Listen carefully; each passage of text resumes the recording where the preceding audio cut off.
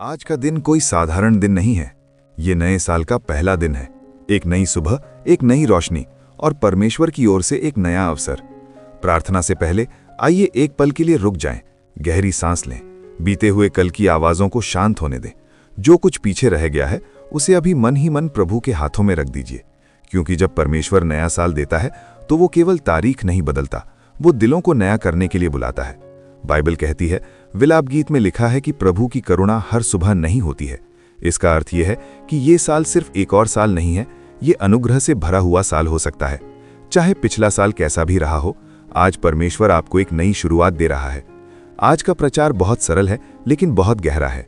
नया साल बिना परमेश्वर के नहीं बल्कि परमेश्वर के साथ शुरू होना चाहिए। दुनिया आपको संकल्प देना सिखाती है, लेकिन परमेश्वर आपको समर्पण सिखाता है।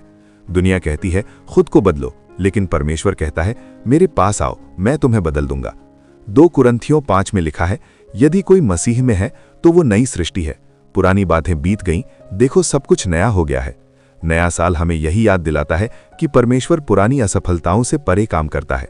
जो आप थे वो आपको सीमित नहीं करता, जो परमेश्वर आपको बना रहा है वही आपकी पहचान है।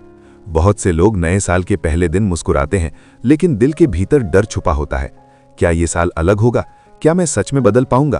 क्या परमेश्वर अब भी मेरे साथ है? लेकिन आज परमेश्वर का वचन साफ कहता है, यशाया 41, मत डर क्योंकि मैं तेरे साथ हूं।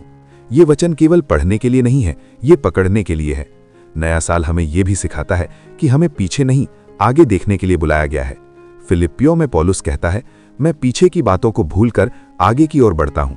इसका मतलब ये नहीं कि हम अपने अनुभव भूल जाएं, बल्कि ये कि हम शर्म, दोष और पछतावे में फंसे ना रहें। शायद पिछले साल आपने बहुत प्रार्थनाएं की और जवाब देर से आए। शायद आपने कोशिश की और फिर भी असफल हुए। लेकिन आज याद रखिए, परमेश्वर अभी आपसे थका नहीं है। उसने आपके साथ काम पूरा नहीं किया है। भजन संहिता 118 कहती है, ये वही दिन है जो प्रभु ने बनाया है, हम इसमें आनंदित होंगे। ये दिन, ये साल परमेश्वर की योजना का हिस्सा है। नया साल आपको ये भी याद दिलाता है कि आपकी ताकत आपके संकल्प में नहीं, आपके परमेश्वर में है। नीति प्रवचन 3 कहता है, अपने पूरे मन से यहोवा पर भरोसा रख और अपनी समझ का सहारा ना ले। जब आप भरोसा करना सीखते हैं तब रास्ते धीरे धीरे खुलते हैं। आज ये पहला दिन आपको डर के साथ नहीं बल्कि विश्वास के साथ चलने के लिए बुला रहा है, क्योंकि जहां विश्वास होता है वहां परमेश्वर काम करता है। जहां समर्पण होता है वहां परिवर्तन होता है। अब आइए नए साल के पहले दिन की प्रार्थना में प्रवेश करें। प्रभु यीशु, इस नए साल के पहले दिन हम आपके सामने आते हैं, खुले दिल के साथ, नम्र मन के साथ। धन्यवाद करते हैं इस नई सुबह के लिए, इस नई सांस के लिए और इस नए अवसर के लिए। हम मानते हैं कि ये दिन आपने बनाया है और ये साल भी आपके हाथों में सुरक्षित है। प्रभु, हम बीते हुए साल को आपके चरणों में छोड़ते हैं। हर गलती, हर असफलता, हर पछतावा, हर टूटन।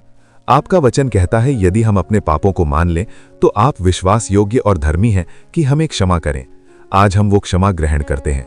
प्रभु, इस नए साल में हमारे मन को नया कीजिए, हमारे विचारों को शुद्ध कीजिए।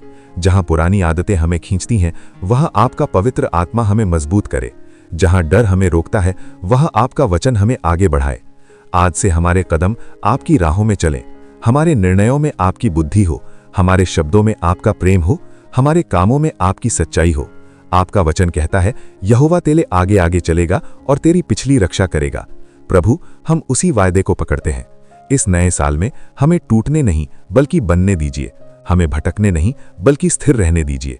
हमें निराशा में नहीं बल्कि आशा में जीना सिखाइए। हमारे घरों में शांति हो, हमारे रिश्तों में चंगाई हो, हमारे जीवन से आपकी महिमा प्रकट हो। प्रभु यीशु, हम अपना आज, अपना कल और पूरा ये साल आपको सौंपते हैं। हम विश्वास के साथ इस नए साल में कदम रखते हैं, क्योंकि हम जानते हैं कि हमारे साथ चलने वाला परमेश्वर विश्वास योग्य है। यीशु के नाम में हम प्रार्थना करते हैं, आमीन।